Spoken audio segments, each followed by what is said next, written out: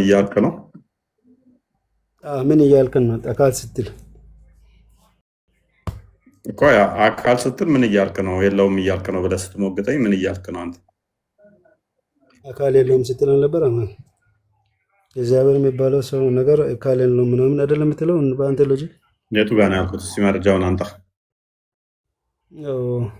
ከዲያቆኑ ጋር ስትከራከር ነበር። እኔ እንደዚህ አይመለከተኝም፣ ይሄ ትምህርት እኔን አይገልጸኝም ስትል ነበር።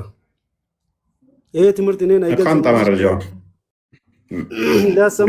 ቪዲዮውን ደግሞ አዳምጥ። ቪዲዮውን አዳምጥ። እሱን ሪኮመንድ ላድርግ። አላየህም፣ ብታይም ደግሞ ማስተዋል ያስፈልግሃል ማለት ነው። አይቼው ነበር። ኤኒዌይስ የአላህን ባት ከጭንቅላቱ በምንድን ነው የምንለዩት? ኧረ እንዳትተፋብን። እኔ ስለዚህ አሁን ክርክር ነው በላይ ነው ያነሳው ርዕስ አድርገህ ያ በደንብ አላህ እኮ ቅድም የእህታችን ስታስቀምጥልን ነበር እኮ በአግባቡ ስለ አላህን በማይሆን ጉዳይ ማለት ነው እንዲህ ነው ብሎ መያዝ ለሱ ያው አላህ ባት አለ የለውም? እሺ አላህ ባት አለ የለውም? በፈለገው መልኩ ማለት ነው። እሱን ወላሂ አለም ራሱ ነው የሚያውቀው፣ ራሱ ነው የሚያውቀው። እሱ አላህን እንዲህ ነው ለማለት ማለት ነው።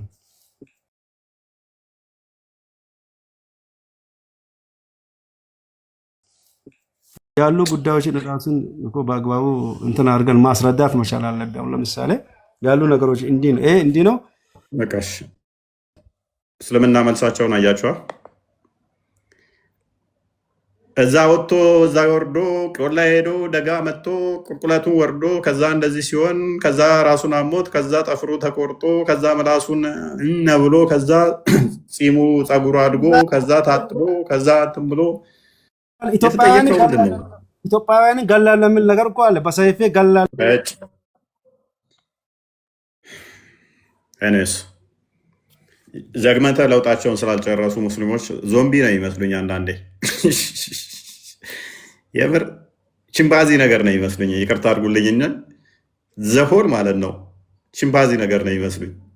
ንፍጥ ጭንቅላት ዘሆን። ሶሪ ቱ ሴይ ዲስ። ዘሆን እንዴት ሰው አንድ ይሆናል? ስርዓት አልፈጠረባቸው፣ ብልግና ብቻ እያንዳንዳቸው ማለት ነው። ስለ አምላካቸው ሲጠየቁ ሁሌም ለቅሶ። ኤኒዌይስ ዋብዮች ቤታችሁን ከፍታችሁ ያው እነሱ ጋማ እንደዚህ ተገኘ ምናምን ስትሉ የነበረው እና እናንተን አምላካችሁን ዲፌንድ አድርጉ። እኛ ፈጣሪ በክፍለ አካላት የተዋቀረ ነው ብለን አናምነው። የሆነ ገድል ላይ የሆነ ድርሳን ላይ እንደዚህ አይነት የሚመስል አገኘው ይተረጎማል።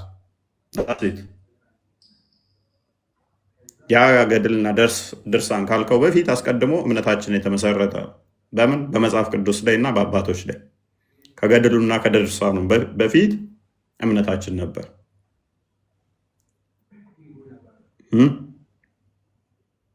ስለዚህ ይተረጎማሉ ማለት ነው። እናንተ ጋር የሆነ ነገር ሲመጣ አረብኛውን እንደዚህ እንደምትሉት ሁሉ እኛ ጋር ቢመጣ ወደ መጀመሪያው ይመለሳል። መጀመሪያው ምን ይላል? የመጀመሪያ ለምሳሌ አባት እንደዚህ ብሎ ጽፎ ተብሎ ኮት ቢደረግ ኦኬ፣ ያ አባት በመጀመሪያ ወደ አስተማረው ምን ብሎ ነበር ተብሎ ወደኋላ ይታያል። የሆነ ጥቅስ የሆነ ቦታ ላይ ስላገኘ ነው ማለት አይደለም። አላሁ አክበር እንዲህ ጥቅስ አለኘው ብለህ ብትጮህ ማንም አይሰማህም። ስህተት ከሆነ አየህ ስህተት ነው ብለን እኛ እናርማለን። የእናንተ የምታመልኩት የተገጣጠመ ፓርቲሽን ያለው ጣዖት ነው። እጁ ባለበት እግሩ የለም፣ ጎኑ ባለበት ግራና ቀኝ ካለ አት ሴም ታይም ግራም ቀኝም በአንድ በኩል ሊኖሩ አይችሉም ማለት ነው። ስለዚህ ግራና ቀኝ ካለ ግራው ባለበት ቀኙ የለም፣ ቀኙ ባለበት ግራው የለም። የአካል ተከፍሎ አለ ማለት ነው። ያንን የምታየው ከሆነ የሚሄድ የሚመጣ ከሆነ ዳይሜንሽን ሰጥተኸዋል። ኦልሬዲ ፊት አለ ከፊትህ አንተ የምታየው። ከዛስ ይሄን አካል ምን አደረከው? ፍጡር አደረከው። የሚካበበት ስፔስ ውስጥ አደረከው። ይሄ ደግሞ የፍጡራን ባህሪ ነው። አንዱ አካሉ አንዱ ያልሆነ ኦንቶሎጂካሊ እያንዳንዳቸው ከአንዱ የሚለያዩበትን አካል ክፍሎች አጸደቅ። ይሄ ደግሞ ለፍጡራን የሚሰጥ ነው።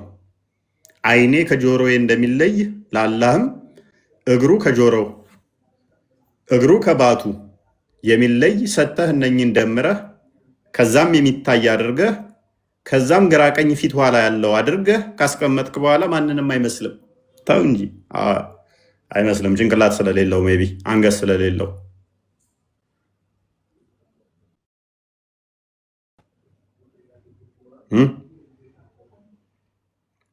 የሚንቀሳቀስ የሚሄድ የሚመጣ ከሆነ ከዛ በኋላ ይህ አካል የሆነ አካሉን ማዘዝ አለበት። እኔ ተነስቼ ለመሄድ አይምሮዬ ያዘዋል በነርቭ አማካኝነት ሌሎችን አካላቶችን እንደሚያዛቸው አላህም የሆነ ፓርቱ ወይን እጁ ሊሆን ይችላል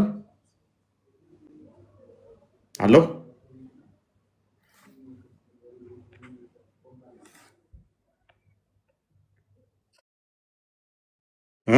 አቁሜ ነበር። አይ አለ ፓውዝ ነበርክ። ድምጽ ግን ይሰማል። አሁን አለ ትቀጥል። ያ አላህም የሆነ አካሉን ያዘዋል ማለት ነው። የሆነ አካሉን ያዛል ማለት ነው። አዛዥና አዛዥ ባላ አካላት ውስጥም ነበር ማለት ነው። ስለዚህ አላህ ራሱ ፍጡር መሆኑን ከዚህ ትረዳላችሁ። ከኔ የማይሻል መሆኑን ትረዳላችሁ። ደግሞም አካላትን ዲፋይ የማታደርጉ ከሆነ ምንድን ነው እያመለካችሁ ያላችሁት? በቂያማ ቀን የምንለዩበትን ካላወቃችሁ ምንድን ነው እያመለካችሁ ያላችሁት ወገኖቼ?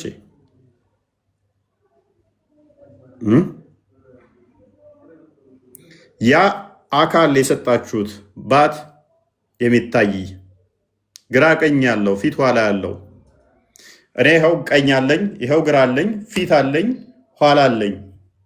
ለአላህ እንዲህ ከሰጠህለት ግራ ቀኝ ፊት ኋላ ከሰጠህለት አይ ፍጡር አይመስልም። እርግጠኛ ነው ጣዖት እያመለክ ፍጡር እያመለክ። ምክንያቱም ቀኝ ፍጡር ነው፣ ግራ ፍጡር ነው፣ ፊት ፍጡር ነው፣ ኋላ ፍጡር ነው። እነኚህ በሌሉበት ላይ እነኚህ ስፔስ በሌሉበት ላይ ቀኝ ኋላ ፊት ተብሎ አይነገርም። ፈጣሪ ደግሞ እነኚህ ስፔሶች ሳይኖሩ የነበር ነው። ለሱ ቀኝ ኋላ ፊት ከሰጠ ግን ፍጡር ነው እያመለክ ያለው። ምክንያቱም ለእኔ አንጻራዊ ነው። ቀኝ ስትል እዚህ ጋር ስፔስ ስላለ ነው። ግራ ስትል እዚህ ጋር ስፔስ ስላለ ነው። ፊት ስትል እዚህ ጋር ስፔስ ስላለ ጀርባዬ ስለሌለ ነው። ኋላ ስትል እዚህ ጋር ፊቴ ስለሌለ ስፔስ ስላለ ነው። ለፈጣሪ እንዲህ ከሰጠ ፊት ከሰጠ ስፔስ አለ ማለት ነው። ቀኝ ከሰጠ ስፔስ አለ ማለት ነው። ግራ ስትሰጥ ስፔስ አለ ማለት ነው። የሌለበት እሱ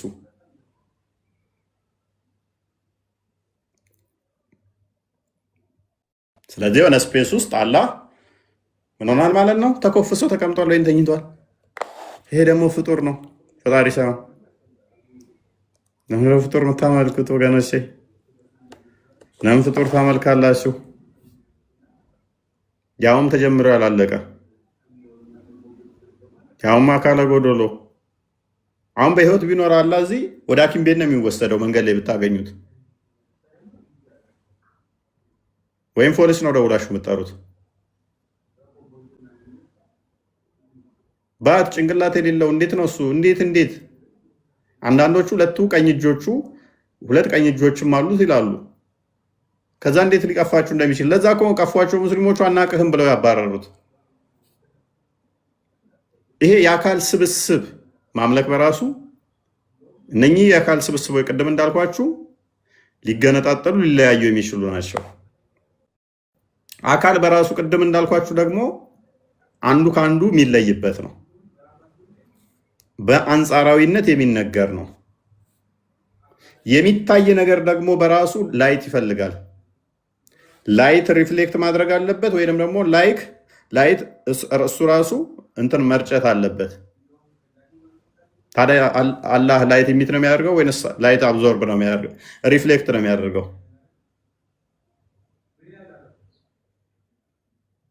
እኛስ ደግሞ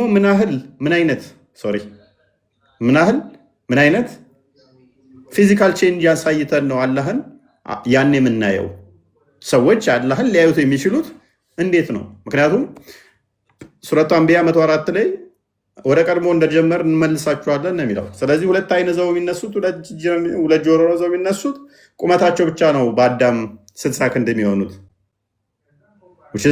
አላህ አደምን በመልኩ ስለፈጠረው ሜይ ቢ ተመሳስለ ከእሱ ጋር ትታያለ። ያኔ ደግሞ የአብሶሊት ነው ያልከው ፈጣሪ አሁን ካየኸው ያጠፋል የተባለው ያኔ ስታየው ለማያጠፋ ነው። ማያጠፋ ከሆነ ያኔ አላህ ምን ማድረግ ጀመረ ማለት ነው? ፓወሩን ጨረሰ፣ ማጥፋት አቆመ ማለት ነው። በባህሪ ስታየው ማጥፋት ስለማይችል በሙላት ስታየው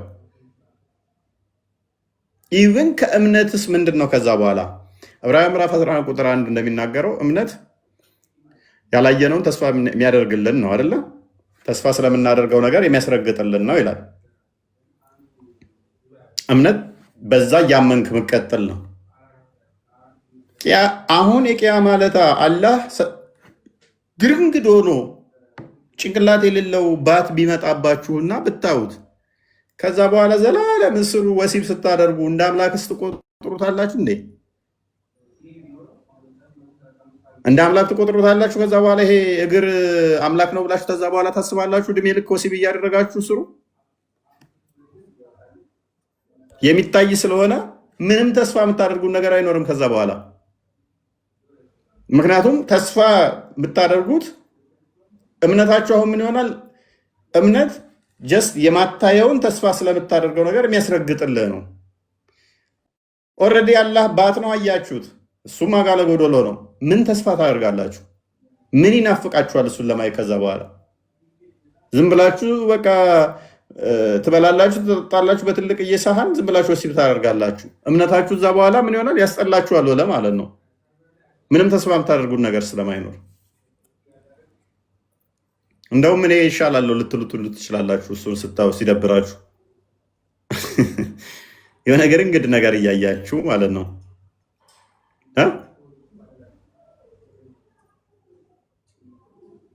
ደግሞስ ያ የምታዩት ነገር እግሩ ድፍን ነው ወይንስ ቀዳዳ አለው? እንደ ቱቦ ውስጡ ክፍት ነው ወይንስ ድፍን ነው? ግራ ቀኝ ፊት ኋላ ካለው ምንድነው ማለት ነው? የሚታይ ከሆነ ወይን ድፍን ነው ወይን ቀዳዳ አለው ማለት ነው።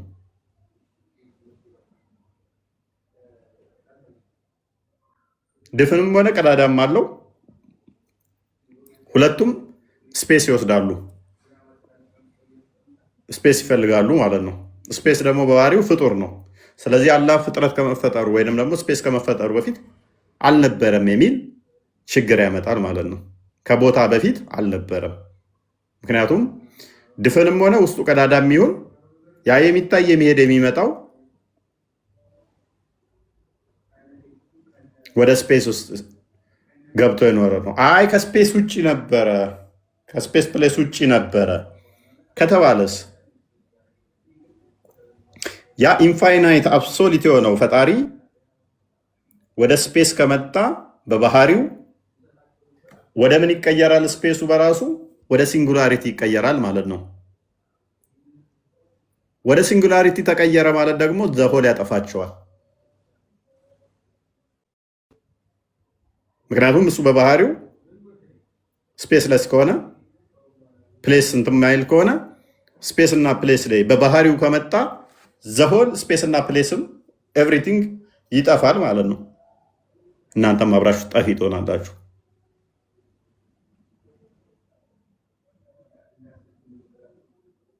ስለዚህ የእስልምናው ዲሌማ የእስልምናው አላህ ዝም ብሎ የተፈበረከ የተፈጠረ ፍጡር ነው። ስለዚህ ፍጡርን በማምለክ አካል ጎደሎ ያው ገነትን አታስቡት የሚል መልእክት አለኝ። አብዲ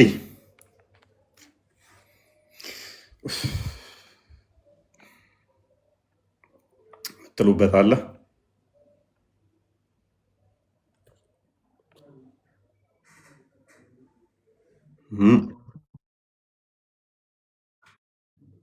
ስለምን አቃታቸው? አይ ቲንክ አላህን አያውቁትም። እስካሁን አላህ ብለው ይሰግዳሉ ዘመናት። አስቆጠሩ። ግን ይሄ አላህ ማን ነው? ምንድን ነው? ምን ይመስላል? የት ነው ያለው? ከአርሽ በላይ የሚለውን ቃል ብቻ ነው የሚያስተምሯቸው። አላህን አያውቁም። ከኦል እስከ ውስጣቶቻቸው ጀምሮ ማለት ነው። የአካል ጎዶሎ ነው ወይስ ሙሉ ነው? ምን አይነት አላህ ነው እነሱ የሚያመልኩት? አያውቁትም። እጁና እግሩን ነው የሚያመልኩት። አያውቁም። እጁና እግሩ አንድ ላይ በቂያማ ጊዜ ይመጣሉ? አያውቁም። አልተገለጸም ነው መልሳቸው። ይህ ያልተገለጸውን አካል ነው ለእኛ ሰብከው እስልምናን ተቀበሉ የሚሉ ማለት ነው። ተቀብለንስ እኛ የምናመልከው እግሩን ነው እጁን ነው? አያውቁም። ስለዚህ ተጀምሮ ያላለቀን አካል እንዴት ነው እኛ አምላክ ነው ብለን ልናስቀምጠው የምንችለው? በአንድ ቦታ ገደቡ ያስቀመጡት አካል አላህ የት ነው ስንላቸው በእጃቸው እየጠቀሙ አርሽ ላይ ነው ካሉ ያ አርሽ ላይ የተቀመጠው አካል እንዴት ነው የምናመልከው? ከኔ በምን ተለየ አላህ? እንደውም እኔ ተሻልኩኝ ማለት ነው። ስለዚህ ውስጣቶች ይሄን አላህ አያውቁም። ግን አላህን ተቀበሉ፣ አላህ አንድ ነው፣ አልወለደም አልተወለደም ከማለት በስተቀር አላህን ሲጀመር አያውቁትም። ለምንድን ነው ያላወቁት? ተጀምሮ ያላለቀ አካል ስላለው። ምንስ ጠይቀናቸው ምንስ ይመልሳሉ? የሆነ ነገር ብንጠይቃቸው ምን ይመልሳሉ? ያ ይሄ ነው። አይ ቲንክ ሙስሊሞች ለዚህ ነው ገብቶ መመለስ ያቃታቸው። ታች ያላችሁ እና መልኳ አንድ አምላክ ነው የሚሉት ያው አካለ ጎደሎን ነው ግቡና ውሸት ነው ብሎ አንድ ሙስሊም መሞገት አቅቷታል። አይ ቲንክ አላህን አያውቁትም። ማስረዱን ስለ አላህ ስንላቸው መልሳቸው ወደ መጽሐፍ ቅዱስ ከመግባት ኢንተራፕት ከማድረግ ፕሮግራሙን ወይንም ቶፒካችን ለማስቀየር ከማድረግ በስተቀር አንድ ሙስሊም ተረጋግቶ ለማስረዳት የሞከረ ማንም የለም። ይሄ እስካሁን ለዘመናት የተነሳ ቶፒክ ነው። ያው ነው። በዙ ዙሪያም ራሱ እርስ በርስ ሙስሊሞች ምን እየተደረጉ ነው? እርስ በርስ እየተባሉ ነው። በአላህ ዙሪያ እየተከፋፈሉት ማለት ነው። እና ይሄን ለማለት ነው። አይ ቲንክ ብዙ ተምረናል፣ ብዙ አይተናል፣ ፎይ ታዝበናልም። ምን ያክል ሙስሊሞች አምላካቸውን ያውቃሉ በሚለው በጣም ታዝበናል። መታዘብ ብቻ አይደለም፣ አካላቸውን አካል ማያውቁትን አምላክ ለዘመናት ጣዖት ነው ለካ የሚያመልኩት እንድንል አድርጎናልና ውሸት ነው ይላሉ ኮመንት ላይ። እንትን የራሳችን መጽሐፍ አይደለም ብለው ከመጽሐፍ በስተቀር አንድ ሙስሊም ገብቶ መሞገት አይችልም። ናግባ ውሸት ነው የምትል ካለ ያ ኮመንት ላይ ውሸት ነው የሚለው እያየሁት ነው። አንድ ቁጥር ጻፍ እና ናግባ ውሸት ነው የምትል ኢፍቱ ሻም ግባ። ኢፍቱ ሻም ግቢ ወደ ሴት ቆርሽ አይ ቅድም ስለ አላህ አካላት ስትናገር የፈንክሽናል ካረጉት ለምሳሌ እጅ፣ አይን ምናምን ብለው በዛ ላይ ፈንክሽናል ካረጉት የሚያመጣው ችግር የገባቸው አልመሰለኝም ሙስሊሞች። ምክንያቱም ፈንክሽናል የምታደርገው ከሆነ ለምሳሌ አላህ ሁለት እጆች አሉት ብለህ አደምን በእጁን የሰራው ብለህ እጁን ሊትራሊ ይጠቀማል ብለህ የምትል ከሆነ ይህ ፈንክሽናል እየረከው ነው ማለት ነው። ስለዚህ አላህ በሁለት እጆቹ አደምን በሚሰራበት ሰዓት ላይ ሌላ ነገር መስራት አይችልም። ሊትራሊ እጅ ከሆነ ቢዚ ናቸው ማለት ነው። ይሄ ልክ ከሰው ጋር የሚያስተካክለውና ውስንነት ያለበት አካል የሚያሳይ ነው ማለት ነው።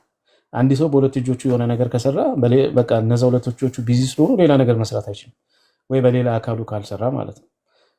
ፈንክሽናል አድርገህ በዚህ ልክ አስቀምጠ እንደዛ የምትሰይም ከሆነ ችግር አለው ማለት ነው። የአምላክ ሳይሆን ፍጡር ነው። አይን ሁለት አይን ብለህ ይሄ አይን የሚባለውን ሊትራል አይን ብለህ ፊቱ ላይ ካስቀመጥክ በኋላ በጀርባው አይን እስካልሰጠው ድረስ በጀርባው ያለውን ነገር አላህ አይም ማለት ነው። የሆነ አካል በጀርባው ቢመጣ ላይ ነው ማለት ነው። ምክንያቱም ሊትራል አይን ነው፣ ፈንክሽናል የሆነ ሊትራል አይን ነው ያለው። እሱም ደግሞ በፊት ለፊት ነው። መቼም እንደ ጭራ ከጀርባ አይን አለው እንደማይሉን ተስፋ እናደርጋለን። እንደዛ ካሉ በሁሉም አቅጣጫ ሊያይ ይችላል እንላለን። ግን ሊትራሊ አይን አድርገህ በፊት ለፊት ላይ አስቀምጠህ ፊቱ ላይ አይን አለው ብለህ ካልክ በኋላ ሊትራል አይን ከሆነ ሊትራል አይን ደግሞ ምናልባት የማየት እንትኑ መጠኑ ሊለያይ ይችላል እንጂ ከፊት ለፊት ያለውን ነው የሚያየው። መላው ሰውነቱ መላው አካሉ አይም የሚሉ ከሆነ አይን የሚባል ክፍል አለው በዛ ነው የሚያየው ብሎ የሚሉ ከሆነ ፈንክሽናል እያደረጉት ነው ማለት ነው። ይሄ ከሰው አይለይም፣ ከኛ የተለየ ነው ምናምን ሊሉ አይችሉም። ምናልባት ኳሊቲው ሊለይ ይችላል። አንተ የተወሰነ ርቀት ሊታይ ትችላለህ፣ እሱን ደግሞ ብዙ ርቀት ሊያይ ይችላል። ከፊት ለፊት ያለውን ከኋላ ያለውን ነገር ግን ሊያይ አይችልም ማለት ነው። ሊትራሊ ይሄ ሎጂካል የሆነውን ጥያቄ እንዴት አድርገው ይመልሱታል? እያንዳንዱን ሰውነቱን ፈንክሽናል ካረከው አንድ እግሩን ጃምናም ላይ በሚጭንበት ሰዓት ላይ ያ እግሩ ሌላ ነገር መስራት አይችልም ማለት ነው። ምክንያቱም ኦኩፓይድ ሆኗል፣ ቢዚ ሆኗል በዛን ያን በመጫን ማለት ነው። ስለዚህ እንዲህ አይነት ፈንክሽናል አድርገህ አምላክ ነው ከኔ የለይም ምናምን ብለህ ብትል ሎጂካሊ እንዴት ነው የምታስታርቀው? ማስታረቅ ይገባቸዋል። እና ይሄ በጣም ትልቅ ችግር ነው። ለአምላክ እንደዚህ አይገባውም። አምላክ እንደዚህ ከሆነ ከአንተ አይለይም። የሆነ ስራ ሲሰራ በሆነ ወቅት ላይ የሆነ ሰዓት ላይ ቢዚ ነው ማለት ነው። እግሩ ቢዚ ነው፣ እጁ ቢዚ ነው፣ አይኑ ቢዚ ነው። እንደዚህ የምትል ከሆነ በምልሃት አይም፣ በምልሃት አይሰራም፣ በምልሃት አይንቀሳቀስም የሚለው ነገር ችግር ይፈጥራል ማለት ነው። ይሄ ደግሞ የሰው ባህሪ ነው፣ የፍጡራን ባህሪ ነው።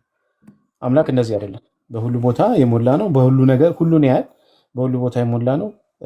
ለመስራት እጅ አያስፈልገው፣ እጅ ብቻ ለመስራት ወይም ደግሞ ለመሄድ እግር አያስፈልገው። ምክንያቱም እሱ በሁሉ የሞላ ስለሆነ እና ፈንክሽናል የሚያደርጉት ነገር ይሄን ችግር ያመጣል ለማለት ነው። አንተ ቅድም ስትናገር እየሰማው ነበርና ብዙ ጥያቄ የሚያስነሳ ነው። ያ ፍጡር አምልኮ አስቸጋሪ እኮ ነው። ዝም ብለው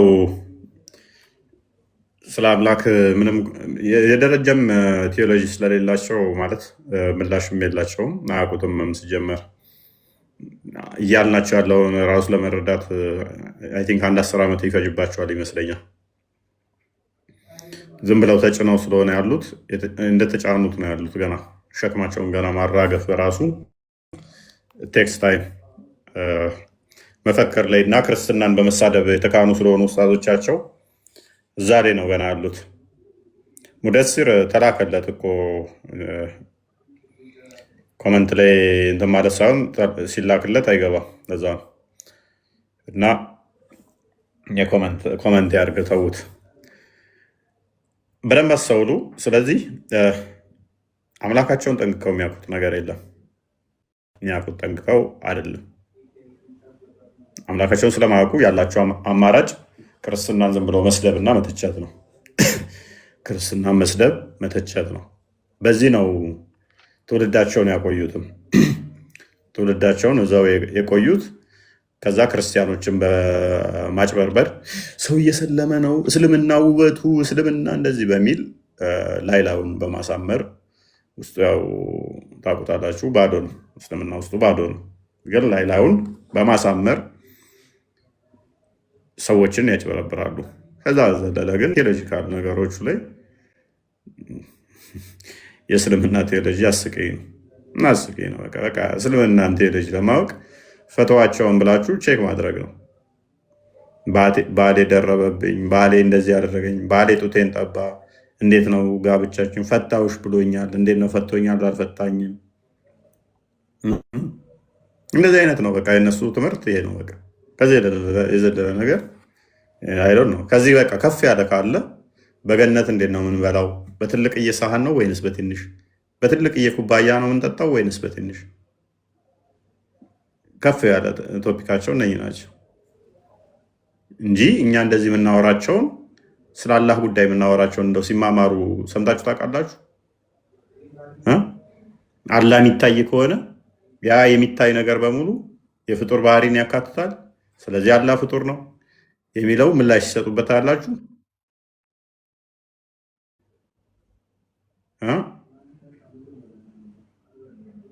የለም።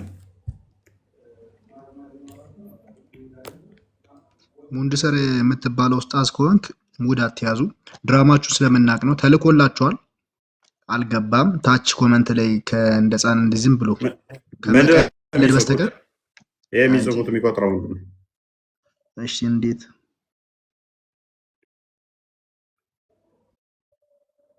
አይ ቲንክ አይነበብም። ማን እየጻፈ ያለው?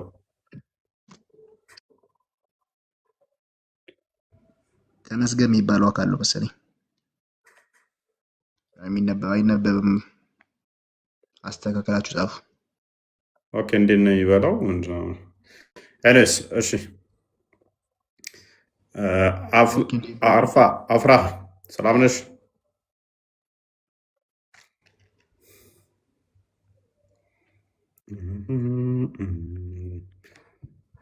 ለዛሬ ቢበቃንስ? ወይ በሰሞኑ ጉዳይ ላይ ምናልባት ሄደህበት ከሆነ አላውቅም። እኔ ትንሽ አስተያየቴን ለመስጠት እፈልጋለሁ። እውነት ለመናገር የውሃብያ ታርጋ ከታች ጽፍ ያለው ውሸትና ፖለቲካ ነው እና ሰሞኑ ላይ እንደው አንዳንድ ነገሮች ያገኙ መስሏቸው ሙስሊሞች በጣም ሲዋሹ፣ በጣም ሲቀጥፉ ነበረ። በእርግጥ አሁን ጸጥ ብለዋል። ምክንያቱም የኛ የቤተክርስቲያን አስተምሮ መቼም በአንድ ሰው ላይ ያለ አይደለም። አስተምሮ ማለት አንድ ሰው ተናገረ ወይም አንድ አባት ተናገረ ብሎ በጣም ለማጮህ ሞክረው ነበር እና እኛ አባት ራሳቸው ትክክል እንዳልሆኑ ሊቃውንት አስተማሪዎቻቸው ብዙ እንትኖች በጠቅላላ እንደዛ ነበርና፣ ግን ምን ይላሉ ፖለቲካ ሲሰሩ እንደው አብዛኛው ቀሳውስት አብዛኛው የቤተክርስቲያን አባት እንደዚህ ነው የሚያምነው እና ቲክቶክ ላይ ያሉት በተለይ ያንተን ስም ታግ ያደረጉ ከነሱ ተለያየ፣ በጠቅላላ ከነሱ ጋር የሚለያይ ትምህርት ነው ብለው የአንድን አባት ሀሳብና ትምህርት የቤተክርስቲያን ትምህርትና የቤተክርስቲያን እንትን አስመስለው ለማቅረብ ሲሞክሩ እያየን ነው። እና ይሄ ነገር በጣም በሚያሳዝን መልኩ ውሸት እንዴት ለማሰራጨት እንደሞከሩ በጣም የታዘብንበት ያየንበት ነው። በእርግጥ አንድ አባት እንደዚህ ብለው ተናግረዋል። እሳቸው ስህተት እንደተናገሩ ብዙ አባቶች ተናግረዋል። እና የቤተክርስቲያን መሰረታዊ አስተምሮም አይደለም። አንድ ሰው ላይ የተንጠለጠለ ትምህርትም የለንም። የቤተክርስቲያን ትምህርት ማለት የአባቶች ስምምነት የሆነ ትምህርት ነው እንጂ አንድ ሰው ዛሬ ተነስቶ ስለተናገረ የቤተክርስቲያን ትምህርት ነው ማለት አይደለም። ስለዚህ ከቤተክርስቲያን ትምህርት ከመጽሐፎቻችን ላይ አምጥተው ማስረዳት ሲያቅታቸው አንድ በስህተት የተናገሩ አባት አምጥተው በጣም ለማጨው እየሞከሩ ነበር። እና እንደዚህ አይነት ነገር የሚያደርጉት ለምንድን ነው? በጣም ስለተቀጠቀጡ በእነሱ በኩል ያለው አስተምሮ ግልጽ ስለወጣ፣ እፎይ ደግሞ በተለይ በውሃብያና በሱፊ ወይም አህባሽ መካከል ያለውን ልዩነት ግልጽ አድርጎ ስላሳየ፣ ይሄ ለዘመናት የነበረውን ጭቅጭቅ ስላሳየ እናንተ ጋርም ተመሳሳይ ነገር አለ የሚል ታላላቅ ኡስታዞችም ሳይቀር እየሰሩ አይቻለው። እና በጣም በሚያሳዝን መልኩ እንደዚህ መስራታችሁ የለም እናንተ ጋር ስላለ እኛ ጋር ግድ መኖር የለበትም። የእናንተ ትምህርት የሚያሳፍር ከሆነ የእናንተ ትምህርት የሚያሸማቀቃችሁ ከሆነ መሸማቀቃችሁን ይዛችሁ ወደኛ አትምጡ፣ ወይ አቋማችሁን ቀይሩ፣ ወይ እግዚአብሔር እኮ መንፈስ ነው ብለናል። እኛ ለእግዚአብሔር አካላት ሲባል በተለይ ጾታ የሚለው ተወሱ የሚታሰብ አይደለም ሲባል ምን እንደሆነ መምህሮቻችን ሊቃውንቶች ግልጽ ወጥተው ተናግረዋል። መጽሐፍቶቻችንም ተገልጠው ሲታዩ ነበር ማለት ነው። እና ተስፋችሁን ቁረጡ። ከዚህ በኋላ እንደዚህ ብላችሁ የምታነሱት ኢቨን በአንዳንድ በገድላት መጽሐፍ ላይ ያሉት እንኳን ከምን አንጻር እንደሆኑ በደንብ ተንትነው ተቀምጠዋል ማለት ነው። ስለዚህ እግዚአብሔር ላይ ያለው ነገር ጥርት ያለ ነገር ወጥቷልና አትዋሹ። ውሃብያ በተለይ እኔ ሱፊና ሀባሾችን ልናገር አልፈልግም። ውሃብያ የሚባለው የእስልምና ሴክት ካለ ፖለቲካ፣ ካለ ውሸት፣ ካለ ቅጥፈት ስለማይቆም ሰሞኑን በጣም ለማራገብ እየሞከሩ ነበርና ይሄ የሚያሳየው ቅጥቀጣ ስለበዛባቸው ምክንያት ይፈልጉ ነበር። ያችን ምክንያት ደግሞ አባቶች አሳጥተዋቸዋል ማለት ነው። ለዚህም ደግሞ እግዚአብሔር ይመስገን። ይሄን ለማለት ነው። እንደዚህ የሚያደርጉ ሰዎች ካላችሁ፣ ቪዲዮ የምሰሩ ሰዎች ትክክለኛውን እያወጣችሁ፣ በተለይ ሰሞኑን እየሰራችሁ ያላችሁ ነገር በጣም የሚገርም ነው። ቀጣፊዎችን እግር በእግር እየተከታተለች ውሸታቸውን እያጋለጠች ነው እና እሷንም ፎሎ እንድታደርጓት ቪዲዮቿን እንትን እንድትሉ እንትን ላለው ወደ ማንኛውም በዚህ ጉዳይ ላይ የነበረው ነገር እንዲጠራ ስለፈለግኩ ነው። እፎይ ምናልባት ተናግረው ሊሆን ይችላል መግቢያ ላይ፣ አሁን ስለመጣው አላውቅም። ቴንኪው። ያ ጥሩ ሀሳብ ነው፣ ጠቁመናል እኛም። ስለዚህ ምንድነው አለመግባባት ነበረ አንዳንዱ ቦታ ላይ ምንድነው ምሳሌ ነው ሲባል አንድ አባቶች ወሰዱት። ምንድነው ኢቨን ስላሴ የሚለውን ራሱ በአካል ሶስት ብለን የምናምነውን እሱንም ምሳሌ እንደዛ የመሰላቸው አባቶች ነው። ኖ እንደዛማ እንዴት ይባላል የሚል እንትን ነው እንጂ እንደዛ የሚያምኑትም እንደዚህ እጅ የምትባል መስሪያ፣ አይን የምትባል ማያ፣ እግር የሚባል እነዚህ አካላቶች ፓርቶች አለው ብለው አምኑ። ዝረው አይደለም ብትን አይደለም ለማለት ነው ተጠቀሱም። አንድም ደግሞ ይሰማል ያያል ለማለት ነው። አይ ጆሮ የለውም አይን የለውም ምናምን ብላችሁ በደፈናው ከተናገራችሁ አይሰማም አያይም እንዳትሉ ስለሚፈሩ ነው። ከዛ አንጻር ነው የሚሉት እንጂ አይን የምትባል የሚያይበት፣ ጆሮ የምትባል የሚሰማበት፣ እጅ የምትባል የሚሰራበት፣ እግር የሚባል የሚሄድበት አካላቶች ክፍል ድምር ውጤት ነው ብለው አይደለም እነሱ። የፓርቶች ስብስብ መዋቅር ነው ብለው አያምኑ። የሚያምን የለም በእኛ ውስጥ። መሄጃ መምጫ የምታገለግለው መታያ የሚታይበት በዛ ግራ ቀኝ ያለው ነው። እንደዛ ካለም እኛ ቪዲዮ እንሰራለን። ሲመጣ ነው አምናለሁ ብሎ የሚመጣ ካለ ካየን መምህር መምህር ለምን አይሆንም? ስህተት ነው። ልክ ያ መምህር እንትን ሲል ያ ሁሉ ሰው ምላሽ የሰጠው ስህተት ስለሆነ ነው። አያችሁ፣ እነሱ አይደሉም እኛ እምነታችን የሚነግሩ ሙስሊሞች አለ የሚነግሩ። ስህተት ከሆነ አባቶች ወጥተው መምህራን ወጥተው ሊቃውንት ወጥተው ምላሽ ይሰጡበታል። እንደዚህ የእኛ ደስ የሚለው እኮ እንዲህ ነው። በቃ ሰንበዲ ከተሳሳተ ተሳስተዋል የእምነታችን አይደለም ተብሎ እንደዚህ ዲፌንድ ይደረጋል፣ እንዲታረም ሌላውም እንዲያረም። ዋብዮቹ የተደሳሰቱት ከእነሱ ጋር የሚመሳሰልላቸው አምላክ ያገኙ መስሏቸው ከሆነ እሱ እፎይ ያቺ መከራ ስላመጣባቸው ያ ቶፒክ ማበስ ስላመጣባቸው ይመሳሰልልናል ብለው ነው። እኛ የአካል ስብስብ ጣዖት አናመልክም ወገን እንዴ። እሱም ቢሆን እኮ እሱም ቢሆን እኮ የእኛ ቢያንስ እንደው እንደዛ ብለው የሚቀበሉ ቢኖር እንኳን ሙሉ አካል ያለው ነው ብለው የሚቀበሉት። በእነሱ ተጀምሮ ያላለቀ ጣዖት ብለው አይቀበሉም። እንደዚህ አይነት አስተምሮም የለንም። ሙላትን ለመግለጽ ነው። እኔ አባቶች የእንትኖችን አንዳንድ የሚያነሷቸው ይገባኛል። ጉድለት የለበትም በፈጣሪ ላይ ለማለት ነው። በፈጣሪ ላይ ለምሳሌ አይን የለውም ብትል ምንን ያመጣል? ኦኬ አይም የሚል ጥያቄ ስለሚመጣ ነው። ጆሮ የለውም ብለህ ብትል ኦኬ አይሰማም የሚል ይመጣል። እንደዛ እንዳይመጣ ነው። ይህንን ከመፍራት አንጻር ነው። ይሰማል ያያል ለማለት ነው አካላትን ሲጠቅሱ እንጂ ጆሮ ምትባል እንዴት አለችው፣ አይን ምትባል እንዲህ አለችው፣ እግር ምትባል አለችው፣ ባት ምትባል ከእግር የተለየች ከእጅ የተለየች የተለያዩ አካል ክፍሎች አሉት። ከዛ የነኛ ሁሉ መዋቅር ነው ብለው እያመኑ አይደለም፣ እንደዛ እያመኑ አይደለም ማለት ነው። ሰው ገድላትም ላይ ሆነ የተለያዩ ቦታ ላይ ያሉ ጥቅሶች ይታያሉ፣ ወደኋላ ይመለሳሉ ማለት ነው። በዋናው በመጽሐፍ ቅዱስ ይታረማሉ፣ ይታረቃሉ። እንደዛ ነው የሚታዩት። ደጋግመን ደግሞ አንስተናቸዋል እኮ ምንም እኮ አዲስ ነገር አይደለም የተነሱት። ከ6 ወር ከ7 ወር በፊት እዚህ ቤት አላነሳናቸውም እነኛን ቶፒኮች።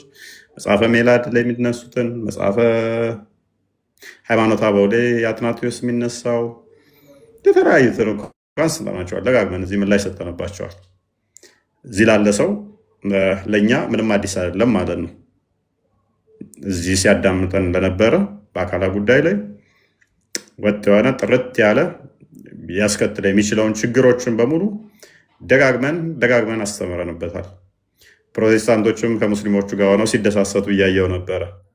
በአካላ ጉዳይ ላይ ዲቴል ያስተማርነው እኛ ነን፣ ፕሮቴስታንቶች አስተምረው አይደለም። ለፈጣሪ ፓርቶች አይገቡትም የሚለውን ዲቴል ቻሌንጅ ልታደርጉኝ ትችላላችሁ። ተተሳሳትኩ እታረማለሁ። እኛን ያስተማርነው እነሱ ናቸው ያስተማሩት አይገባም ብለን። ቢኒ አይደን ነው አንተ ሞር በፊት አብራቸው ስለሰራ ማን ያስተማረው በአካላት ላይ ዲቴል ለፈጣሪ አይገባም ፓርት ስብስቦች አይደለም ብለው ያስተማረው? አይ ዶንት ቲንክ ሶ። እነሱ እንደዚህ አይነት ዲቴል የሆነ ነገር ያላቸው አይመስለኝም። በብዙ የመጽሐፍ ቅዱስ ክፍል ላይ ዲቴል የሆነ ማብራሪያ የሚሰጡ አይመስለኝም። እኔም ለመታረም ዝግጁ ነኝ። በእርግጥ ያው የተወሰነ ፓርት ነው የሚሸፍነው። የፕሮቴስታንት ሴክቱ ያው ኢየሱስ ያድናል፣ መዳን በኢየሱስ ነው። በዚህ ዙሪያ ነው አይደል አጠቃላይ ትምህርታቸው። ከዚህ የተለየ ብዙ በሚስጥረ ስላሴ አሁን ይህን ያልኩ ለምንድን ነው? እሱ በአካላ ጉዳይ ላይ እንደዚህ ፓርቶች ለፈጣሪ እንደማይገባ ዲቴል እንዳስተማሩ አድርገው ወይኔ እነሱ የዋቢ ምናምን እያሉ እንትን ሲሉ እኛ እኮ ነን ከዓመት ያላነሰ ቶፒክ አድርጋ ነው ገብተን እያንዳንዷን በተነን ያስተማር ነው። ለፈጣሪ ፓርት ለምንድነው የማያስፈልገው የሚለውን የሄድንበት እኛ ነን። ቢያንስ እነሱ አስተምረውበት ከዛ በኋላ እኛ መተን ቢሆን ኖሮ ድስማሽ እንትን አይልም። እነሱም እያስተማሩበት እናንተ ጋር ተገኘ እንዲህ ምናምን ምንም ሳታስተምር በዚህ ጉዳይ ላይ ቻሌንጅ ባላደረክበት ላይ እኛን ቻሌንጅ የምታደርግ መስሎ ከሆነ ወይንም ደግሞ እኛ ማናቃቸው አዳዲስ መጥቶ ቢሆን ኖሮ ቻሌንጅ እያደረግን እኮ ስህተት ነው እያልን እኛ እንደዚህ ከሆነ እንዲህ አይሆንም እያል እየተወያየን ኦልሞስት ከዓመት ያላነሰ ቶፒክ አድርጋ ነው ነበር ማለት ነው። ብዙ የሚያስደንቅ ብዙ የሚያስገርም ስላልሆነ ነው። እና ብቻ ዋናው ነገር ዋናው ቁም ነገር መግባባት መቻሉ ነው። ተግባብተዋል ይመስለኛል። የተሳሳተው መምህር ተሳስቷል። ዛሲት ከዛ ውጭ የለም። ለዛሬ በቃናል። አይዲያ እኔ እኮ ጥያቄ ልጠይቅ መጥቼ እንዴት ዋላችሁ? ሰዎቹ ምን ሆነው ነው? መጽሐፉ ላይ የተጻፈውን እኮ ነው የጠየቅኩ። ምንድን ነው ኮመንታተሮች የምታብዱት? ያልተጻፈ እኮ መጥቼ አልጠየቅኩም። አይዳን አስወርዳት ፖለቲካ ምን እኔ ንጽጽር አይደለም የምሰራው ፖለቲካ ልሰራ ነው የተጻፈውና መጥቼ ጠየቅኩ ያለሁት። ምን ነው አበዳችሁ? ተረጋጉ። ካም ዳውን ሃይ ማድቦ ቤቢ ካም ዳውን ብላለች። አይዳ ጉዲ ወረና ጉድ እኮ ነው። ወላ አስወርዳት ማልጀቴ ዋንበረ ፈሜጅሩን ጋፈታን ጅራ መሌ ዋይ ብራ ፊዴ ጋፈታን ጅሩ አያ ፖለቲካን ይወጀታን ተፈካተ ሰኔፍ ዱማረት ዱፍቴት ፖለቲካ ማሊ የረውን ዱማረት ዱፍታ ማለት ዱማረት ዱፍታሪ ጀልቀባ ማሪፍ እንደሆነ ጀልቀባ ረት ማሪፍ እንደሆነ ጀልቀባ ማሪፍ እንደሆነ እሲን ዩ ፖለቲካ ወጀታን ፖለቲካ ከሰኔ ስንትኒ የቹን በርባዱ ጋፊ ወፊ ጋፈቹን ፋመሌ የሮ ጡሙር ዱፍቴት ፖለቲካ ወጀት ደሙ በርባደ ነማ ጋፊ ጋፈተኑ ሳቲሸን ቦደ ኮታ ጋቲየቱፍ ጋፈቹ ፈን ዱፌ መሌ አይዳብት አረጋጉት ሰዎች። እኔ ጥያቄ ልጠይቅ ነው የገባሁት። የተጻፈ ነው እንጂ ዝም ብዬ በራሴ አይደለም አንጥቼ ጠይቄ ያለሁት።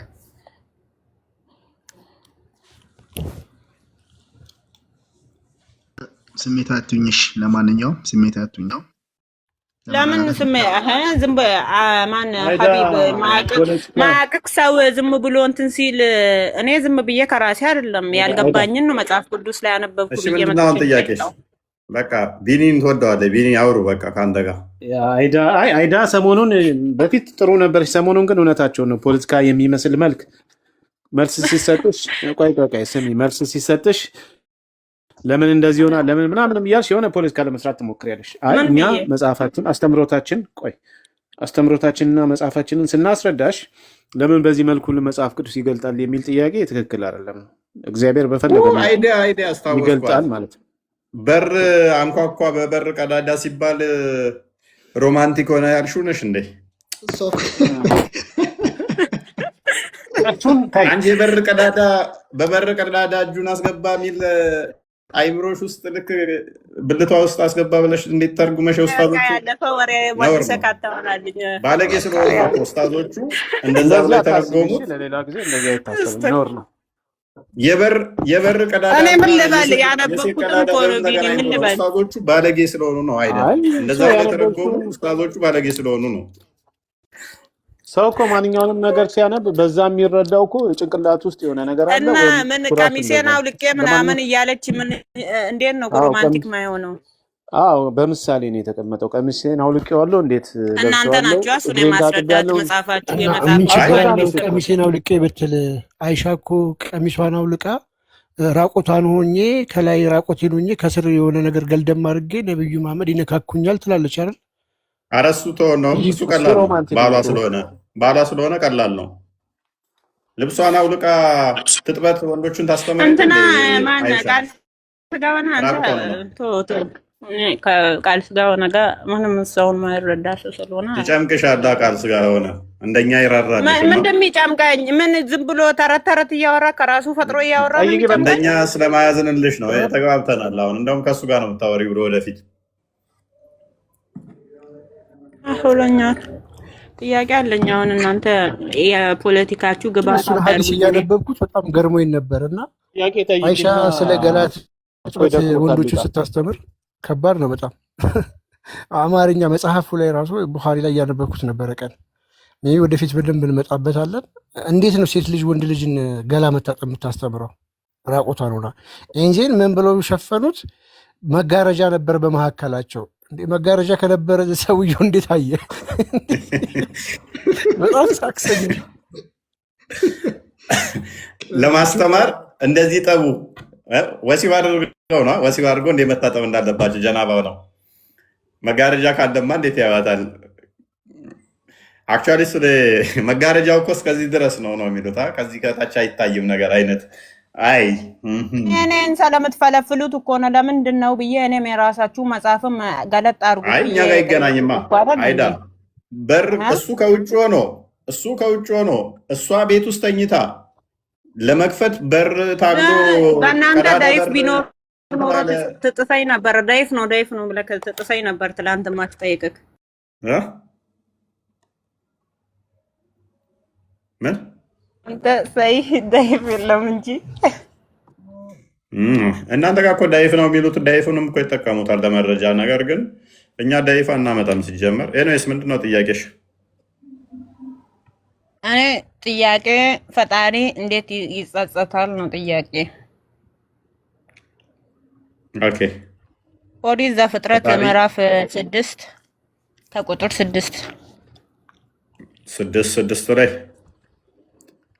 ፈጣሪ እናድዳል ብለሽ ታምኛለሽ?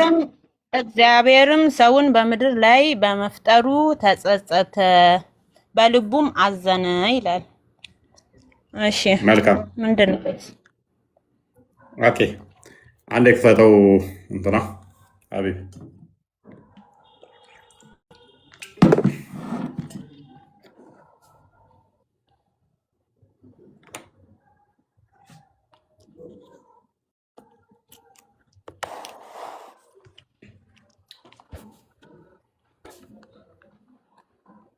ኦኬ እግዚአብሔርም ሰውን በምድር ላይ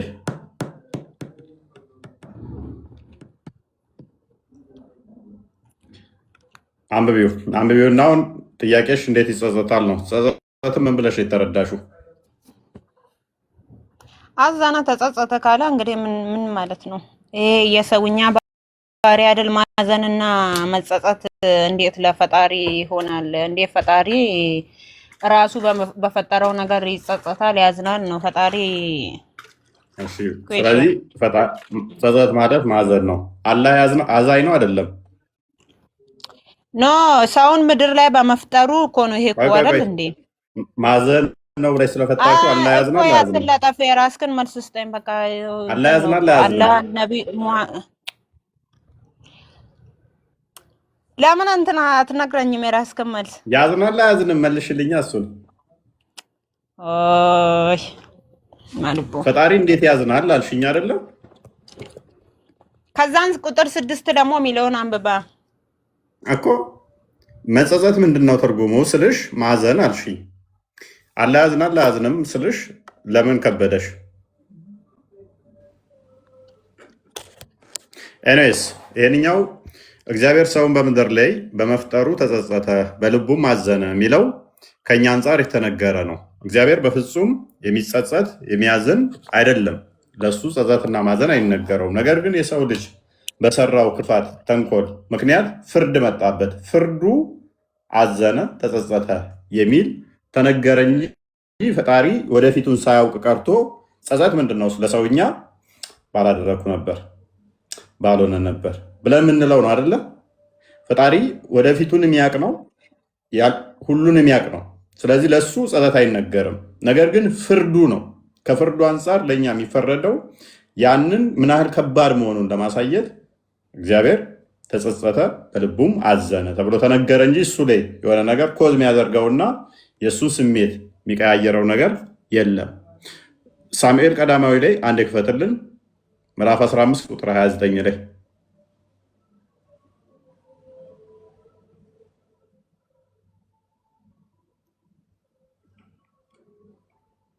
ቀዳማዊ 15:29 የሰው ጸጸት ይታወቃል። ለእግዚአብሔር ሲናገር ግን እንደዛ ማለት አይደለም። የእስራኤል ኃይል ለእስራኤል ኃይላቸው እግዚአብሔር ነው። የእስራኤል ኃይል እንደ ሰው የሚጸጸት አይደለምና አይዋሽም፣ አይጸጸትም። ስለዚህ የሰውኛን ጸጸት ይዘሽ ፈጣሪ ተጸጸተ ማለት አይደለም። ነገር ግን ያ ፍርዱ አንቺን ሲቀጣሽ ፈጣሪ የታባሽ እልል እያለ አይደለም። ያ ፍርዱ አዛኝ የሆነው አምላካችን ያ በአንቺ ላይ የሚመጣውን ፍርድ አዘነ ተጸጸተ ተብሎ ተነገረለት እንጂ ወይኔ ባላደረግኩት ወይኔ ባልሆነ እያለ ፈጣሪ የሚያዝን የሚጸጸት እንደኛ እንደ ሰውኛ አይደለም ማለት ነው። ሰማለኝ ግን እፎይ ትሰማለህ? በጣም አሪፍ ነው። አንድ ነገር ብቻ ይጨመርላትና መጸጸት ማለት ማዘን መሆኑን ከመጽሐፍ ቅዱስ እንስጥሽ አይደ ያው የእግዚአብሔር ኃይል እንደ ሰው የሚጸጸት አይደለም ተብሏል። በቃ የእሱ መጸጸት እንደ ሰው አይደለም። የሰው መጸጸት ምንድን ነው? ወይኔ ምን አለ እንደው እንደዚህ ባላረኩኝ ብሎ የወደፊቱን ስለማያውቅ ይህን ባላረግ ነበር ብሎ መጸጸት ማለት ነው። ሰው የወደፊቱን ስለማያውቅ። እግዚአብሔር ግን እንደዛ አይደለም። ከዛ ሳይሆን የሚጸጸተው እግዚአብሔር ማዕዘኑን ለማመልከት ነው። ኢዩኤል 2:13 ላይ እሱን ብቻ እናሳያትና ከዛ ይበቃታል። ኢዩኤል 2:13 ላይ ጠይቅሻለሁ። እሺ 2:13 ላይ እንዲህ ይላል። ይኸውልሽ እሺ ልባችሁን እንጂ ልብሳችሁን አትቅደዱ። አምላካችን እግዚአብሔር ቸር መሐሪ፣ ቁጣው የዘገየ ምሕረቱ የበዛ ለክፋት የተጸጸተ ነውና ወደ እርሱ ተመለሱ ይላል። ምን ማለት ነው? ሰው ለክፋት የተጸጸተ ማለት ምን ማለት ነው?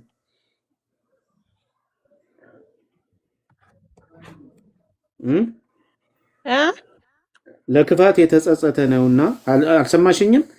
እንደዚህ ይላል። ለክፋት የተጸጸተ ልባችሁን እንጂ ልብሳችሁን አትቅደዱ ይላል። አምላካችን እግዚአብሔር ቸር መሐሪ። ይቆራረጣል። ቆራረጥብሻል። አሁንስ ለእሷ ብቻ ነው ይሰማሻል? አሁን ለእኔ ይሰማኛል። አይዳ እሷ ጋር ነው። አይዳ አስተካኪ። አይዳ አለሽ? አይዳ አይሰማሽም? ስታክ አድርጓል። ቆማለት ነው። ድምፅክ እንትን ይላል፣ ይቆራርጣል። የአንቺ መሰለኝ። አሁንስ ይሰማሻል? ይሄ ግን አሁን ይሰማል። ይሄ ግን እኮ ይሄ ስለ ለፍጡራኖች ነው እኮ። ያ ግን እኮ ኦሪዘቱ አምላክ እኮ ነው አይደል? ስለ ፍጡራን አይደለም፣ ስለ እግዚአብሔር ነው የተነገረው። ስሚ እንዴ ልባችሁን እንጂ ልብሳችሁን አትቅደዱ። አምላካችን እግዚአብሔር ነው የሚለው ቸር መሐሪ፣ ቁጣው የዘገየ ምሕረቱ የበዛ ለክፋት የተጸጸተ ነውና ወደ እርሱ ተመለሱ። አሁን ለክፋት የተጸጸተ ነው ማለት ክፋት ምን ነው ባልፈጠርኩ ወይ ክፋት እንትን ባልሆነ ማለት ነው። እንደዛ ማለት ነው። ለክፋት የተጸጸተ ማለት ምን ማለት ነው? እስቲ ተርጉሚ።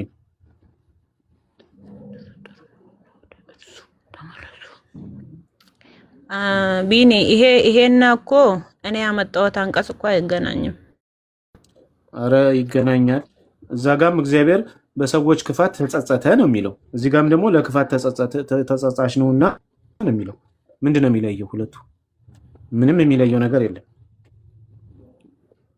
ግን ለፈጣሪ ይገባዋል ትላለህ?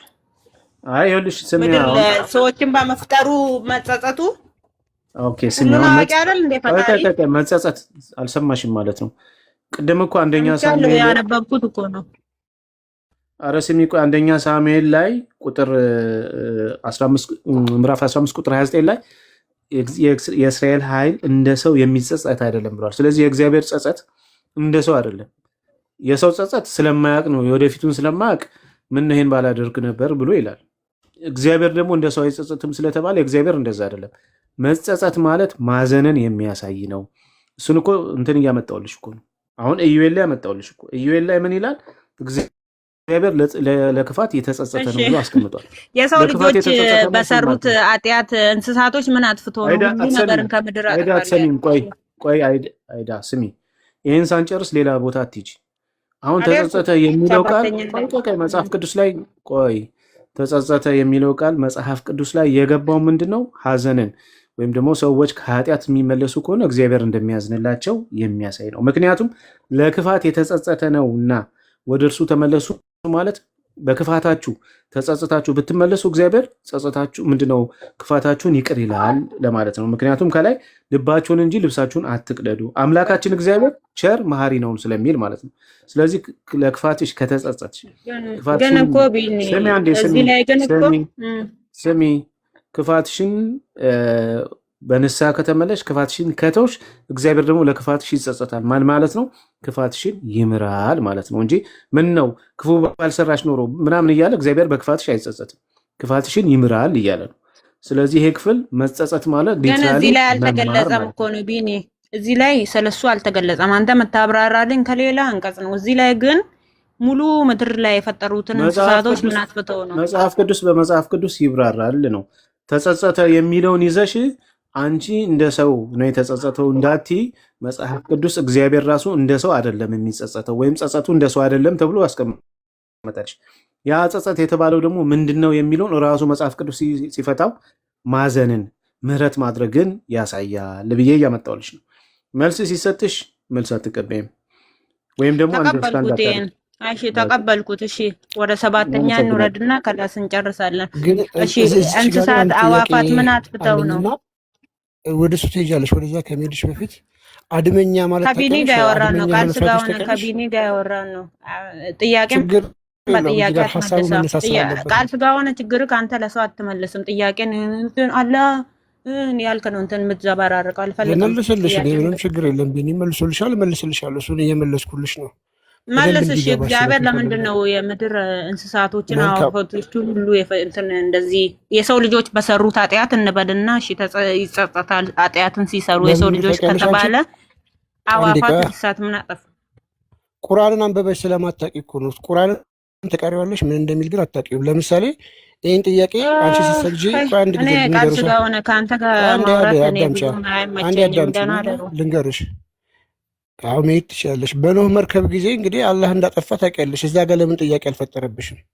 ጥያቄ መፍጠር ካለበት አንቺ ትክክለኛ ጥያቄ ከሆንሽ ከዛ መነሳት ነበረብሽ። ኦር ትርጉሙን ካላወቅሽ እናሳይሻለን። ምክንያቱም አላህ እንግዲህ ምድርን እንዳላጠፍተዋል ብለሽ ታምኛለሽ።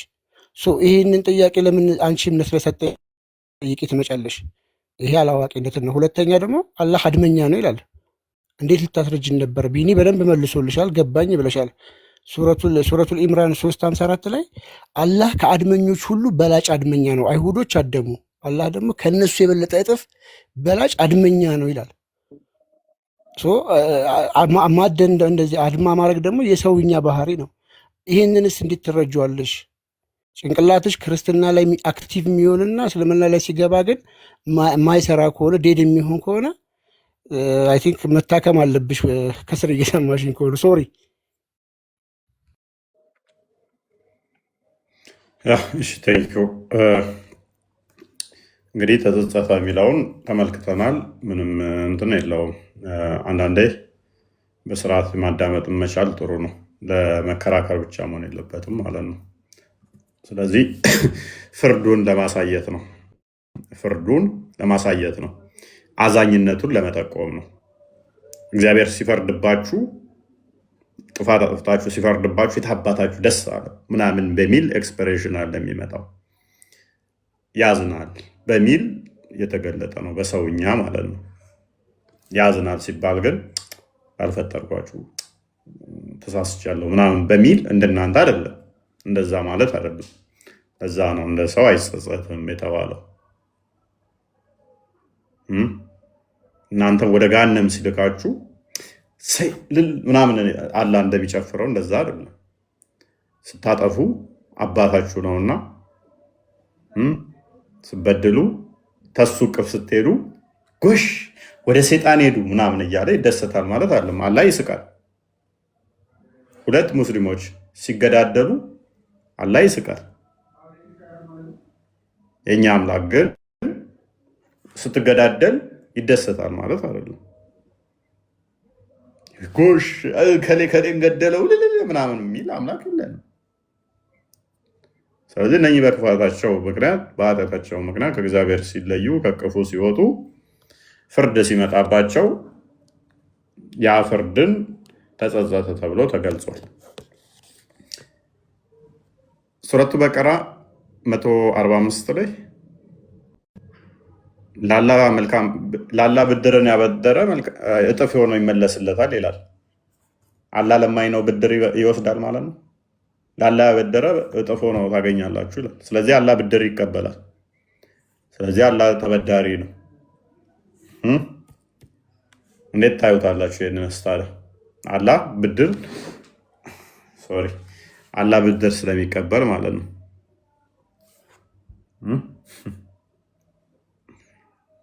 አላ ተበዳሪ ነው ወይንስ ትተረጉሙታላችሁ? አላ ገንዘብ ይፈልጋል ማለት ነው። ለምሳሌ ሐዲስ ኩርሲ 1840 ላይ ተርቤ አላበላችሁኝም፣ ተጠምቼ አላጠጣችሁኝም ይላል። ስለዚህ አላ ይራባል ማለት ነው። አላህ ይጠማል ማለት ነው? እንዴት ነው የምትረዱት? እንጨምር። ሐዲስ ኩርሲ 1940 ላይ ደግሞ ኩራት ከአባዬ ነው ይላል። የሚኮሩ ሰዎች ገሃነም ይገባሉ ይላል። አላህ ደግሞ ኩራት እንደ ጋቢ ለብሰዋለሁ ልብሴ ነው ይላል። ስለዚህ አላህ ኩራተኛ ነው?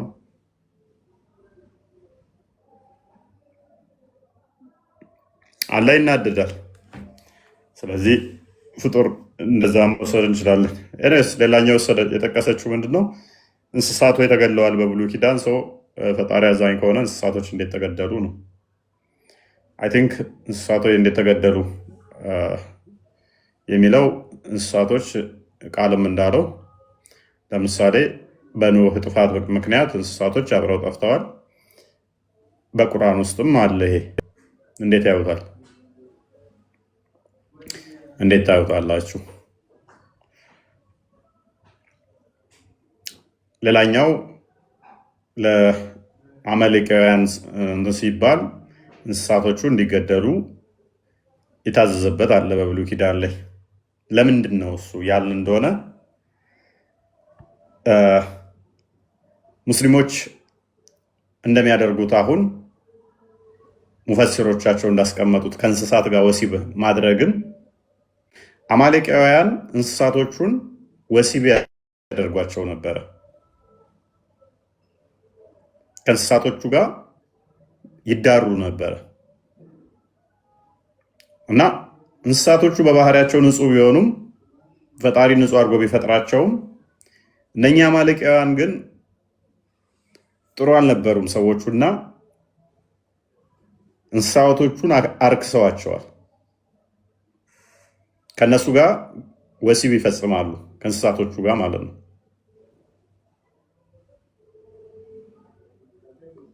ከእንስሳቶቹ ጋር ወሲብ ይፈጽማሉ። ጥያቄ ከመጽሐፍ ቅዱስ መልስ ከቁርአን ነው። ጥያቄ ከመጽሐፍ ቅዱስ መልስ አዳምጪ ወደ ሌት እና እነኚህ እንስሳቶቹን ወሲብ ያደርጓቸዋል። ስለዚህ እንደ ብሉይ ኪዳን ሕግ ደግሞ ጎዶሎ የሚል ነገር የለም አለ ነብይሽ ነው ያለው፣ አይደለም ያልኩት። ካልተቀበልሽው ችግር የለውም፣ አፕሪሼት እናደርጋለን። የአይምሮ ጎዶሎ ነኝ ካላልሽ፣ የወንድ እኩል ነኝ ካልሽ አፕሪሼት እናደርጋለን። ነብይሽ ተሳስቷል። ስለዚህ በብሉይ ኪዳን ደግሞ እንስሳቶቹ ጋር ወሲብ የሚያደርግን ያንን እንስሳ እንዲገደል እንትን ተብሏል። እንደምትዘግቡት ጎዶሎነት አይደለም አልኩ። እናንተ አዳምጪ፣ ከስር ሆነሽ ተማሪሽ። ስለዚህ እነኚህ እንስሳቶች መጥፎ ጸባይን ከሰው ጋር ተላምደዋል። እነኚህን ለምሳሌ ሰንበዲ የሆነች በግን ሙስሊሞች ወሲብ እያደረጓት አይታችሁ እነኛን ያችን በግ አርዳችሁ ትበላላችሁ? ሼኮቹ ተሰባስበው በጓን ወሲብ ሲያደርጓት ብታዩ ያችን በግ አርዳችሁ ትበላላችሁ? መልሱልኝ እስቲ። በግን ሙስሊሞች 1-5 ሆነው ተሰባስበው ወሲብ ሲያደርጓት አይታችሁ ረዱና ብሎ ብትባሉ ትበላላችሁ? ትበላላችሁ? እነኚህ ሰዎች ደግሞ ልጆቻቸውን ለጣዖት የሚያርዱም ናቸው፣ ለሞሎክ የሚያርዱ ናቸው። ትንቢተ ኤርምያስ ምዕራፍ 19 ቁጥር 5 ላይ ዘዳግም ምዕራፍ 12 ቁጥር 29 እስከ 30 ልጆቻቸውን ለጣዖት የሚያርዱ ናቸው። ዘዳግም ምዕራፍ 17 የተለያየ ቦታ ላይ ስለዚህ ከእንስሳቶቹ ጋር ሩካቤ ተላምደዋል። ልጆቻቸውን ለጣዖት ይሰዋሉ፣ እንስሳቶቹን ወሲብ ያደርጋሉ። ስለዚህ እግዚአብሔር ደግሞ እነኚህ እስራኤሎችን ከግብፅ ሲያወጣቸው ከበሽታም ሊጠብቃቸው ንጹሕም እንዲሆኑ ይፈልጋል። ከሰው ወደ እንስሳ፣ ከእንስሳ ወደ ሰው በሽታዎችም ይተላለፋሉ። እነኛን አርዳችሁ ብበሉም ጤናማ አይደለም። አንደኛ አይምሯችሁ ይቆሽሻል፣ ደስተኛ ሆናችሁ አይደለም የምትበሉት። ሁለተኛ ደግሞ የተለያዩ በሽታዎች የሚተላለፉ አሉ። ስለዚህ መንጻት ስላለበት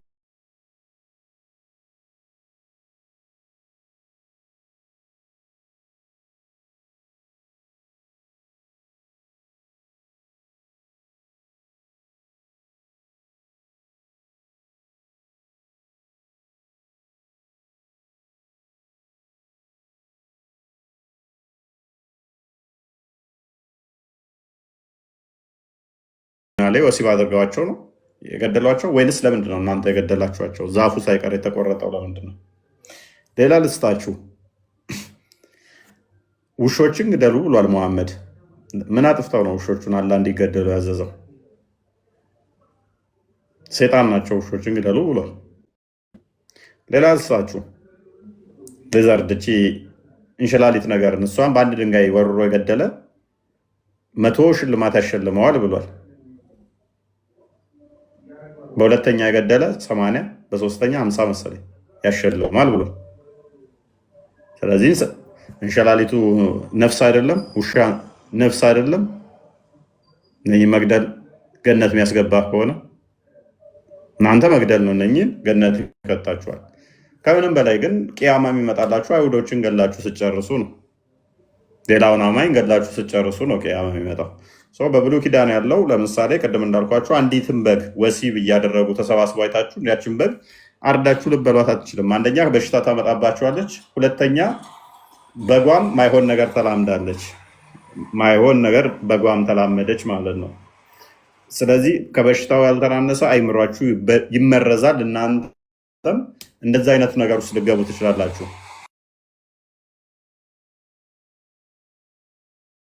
ኦኬ ቲንክ ድምጽ መጥቶበት ነው። የምታዩት ነገር ምን ያደርጋችኋል? ይረብሻችኋል። የምታዩት ነገር ያበላሻችኋል እናንተንም።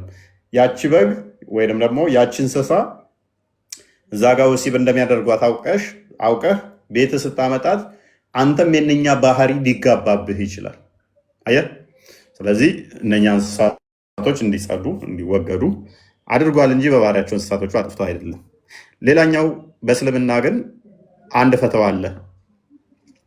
አንድ ሰው በግን ወሲብ ቢያደርግ በጓም ደግሞ ሰው ብትወልድ የሚል ጥያቄ ተጠይቆ ነበር። በደንብ አስተውሉ። በግ ወሲብ አደረገ አንድ ሼክ፣ አንድ ሰው አንድ ሙስሊም በግ ወሲብ አደረገ፣ በጓም ሰው ወለደች። ያ በግ ከበግ የተወለደው ሰውዬ ማሰገድ ይችላል አይችልም የሚል ጥያቄ አለ። ማሰገድ ይችላል አይችልም? አባቱ ሰው ነው፣ እናቱ በግ ነች።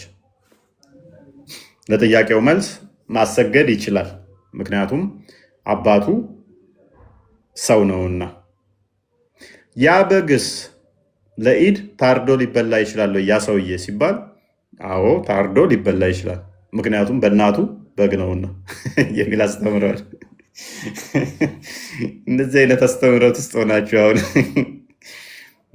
በአባቱ ሰው ስለሆነ ሰላት ማሰገድ ይችላል፣ በእናቱ በግ ስለሆነ ታርዶ ሊበላ ይችላል ለኢድ። ከዛ አንጻር የእስልምና አስተምሮ ያለ እና ሜይ ቢ ግልጽ ይሆናል። ግልጽ ይመስለኛል። የምጨምሩት ካለ ትንሽ ጨምሩ፣ ይብቃል። ትንሽ መጽሐፍ ቅዱስ ላይ ትንሽ ብቻ አልጨምርና ቃል እየታሳያለ ችግር የለም። አይዳ ከታች ስሚ፣ እፎይ የተናገረው ትክክል ነው። እንስሳቶችን ስለሚያረክሷቸው ከነሱ እንስሶች ጋር ምንም አይነት ነገር እንዳያደርጉ እግዚአብሔር ከልክሏል። ይሄ አንዱ ነው። በዋናነት ግን በብሉይ ኪዳን የነበረ አስራት የሚባል ነገር አለ። እግዚአብሔር ለእስራኤላውያን ካላቸው ከእንስሳም ከወይኑም ከእህሉም 10% ለእግዚአብሔር የተቀደሰውን እንዲሰጡ አዟቸዋል። ስለዚህ እነሱ ጦርነት ሄደው ከአሕዛብ የረከሱ ከብቶችን ዘርፈው አምጥተው ለእግዚአብሔር ለተቀደሰው እግዚአብሔር መስዋዕት ማድረግ ስለሌለባቸው ማለት ነው። ምክንያቱም ዘርፈው ቢመጡ 10% ለቤተ መቅደስ ወይም ለእግዚአብሔር 10% ምንድነው አስራት ስለሚሰጡ እግዚአብሔር ደግሞ ወደሱ የሚመጣው የተቀደሰውን ብቻ ነው። የረከሰውን የተዘረፈ የተሰረቀ ንብረት እግዚአብሔር አይፈልግም።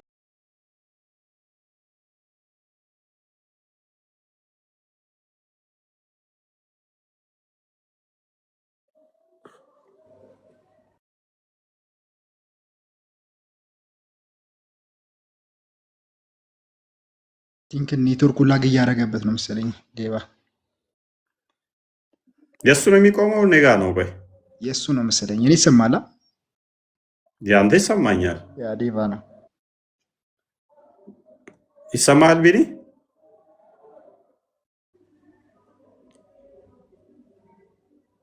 አይ ኮመንት ላይ ራሱ የእሱ ነው። ያው እሱ ነው አስወጣው። ኦኬ፣ ለማንኛውም ግልጽ ነው። ስለዚህ በጓን ወሲብ አድርጎ ሰው ከወለደ ሰውየው አዛን ማለት ይችላል፣ ማሰገድ ይችላል። ምክንያቱም በአባቱ ሰው ስለሆነ። ለኢድ ደግሞ ታርዶ ሊበላ ይችላል ወይ ተብሎ ሲጠየቅ፣ አዎ ታርዶ ሊበላ ይችላል። ምክንያቱም በእናቱ በግ ስለሆነ።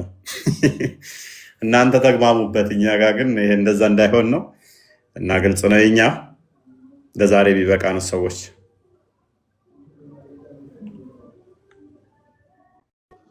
ያ በቃ መልካም አዳሪሁን። ታች ያላችሁ እስካሁን ታምራችኋል። በተማራችሁ ላይ እንግዲህ እንትን አሰላሱ እስካሁን ጎዶሎ ብለው የሚጠሩት ሴቶች በዛ ላይ ጉድለታቸውን አይተው አሁን አይተናል። ሴቶቹን ጎዶሎ እንደሚል ማለት ነው። ግን እኔ አንድ ነገር ምስራች ልንገራችሁ፣ እናንተ ብቻ አይደላችሁ፣ ብቸኝነት እንዳይሰማችሁ። አምላካችሁም ያው ጎዶሎ ነው፣ በዛ ትመሳሰላላችሁ ለሚለው ነው። በዚህ አንጻር ብዙ ተምረናል። አሁን ጎዶሎ ሲባል አላም ትዝ ይበላችሁ፣ ሴቶችም ትዝ አይበላችሁ፣ እሱም ትዝ ይበላችሁ ለማለት ነው። መልካም አዳር ይሁንልህ። አለቅ ፎይ ቢኒ አይ ቲንክ ሚዩት ነው። በሉ በቃ እሺ፣ ደህና ደሩ።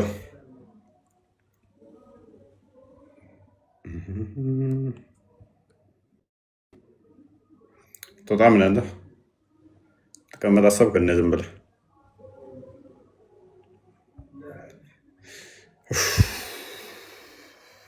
ደህና እደሩ። አይዳ ቆንጆ ሰዓት መተሽ ቆንጆ ጥያቄ ጠየቅሽ። ጥሩ አድርገን ለጣጠፍንሽ እስልምናን ሰዎች እንዲያውቁ በዛው መረዳሽን ማለት ነው። እናንተ በምትጠይቁት ክርስትናን በሚገባ እንመልሳለን፣ እስልምናን ደግሞ እናፈራርሰዋለን። ደስ ይለናል እኮ እንደዚህ ስታደርጉልን እና ደስ ይለናል። እንደዚህ አይነት ነገሮች ይመቹናል ማለት ነው። እና ደህና ደሩ፣ ደህና ደሩ። አካውንቴ በጣም ተመቷል ዛሬ። ቪዲዮ የሰራሁት ቀድመን ሪፖስት አድርጉት። ሊያው ቀድሜ ሪፖስት አድርጋችሁታል። ሪፖስት አድርጉ።